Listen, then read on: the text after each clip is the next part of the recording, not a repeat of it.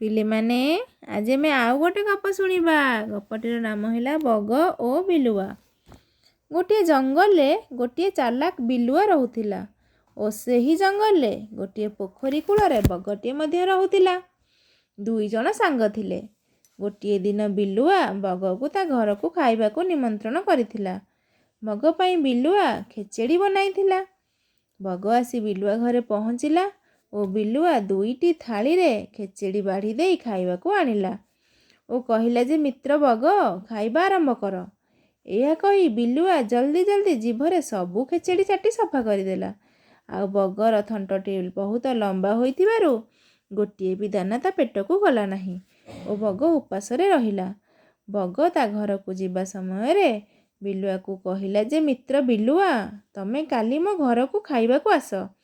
ତା ପରଦିନ ବିଲୁଆ ସଜବାଜ ହୋଇ ବଗ ଘରେ ପହଞ୍ଚିଗଲା।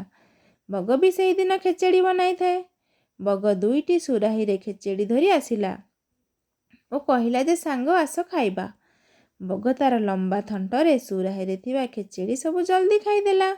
କିନ୍ତୁ ବିଲୁଆ ସୁରାହିରେ ତାର ଜିଭ ନ ପାଇବାରୁ କିଛି ବି ଖାଇପାରିଲା ନାହିଁ ଓ ଭୋକରେ ଘରକୁ ଯିବାକୁ ବାହାରିଲା। ଓ ସେ ବୁଝିପାରିଲା ଯେ ମୁଁ ଯେମିତି ବଗ ସହ ଚାଲାକ କରିଥିଲି ବଗ ମଧ୍ୟ ମୋ ସହ ସେୟା କଲା ଓ ତାର ଭୁଲ ବୁଝି ଘରକୁ ଫେରିଲା। ପିଲେମାନେ ଆମେ ଏଥିରୁ କ'ଣ ଶିଖିଲେ? ଯେସାକୁ ତେସା।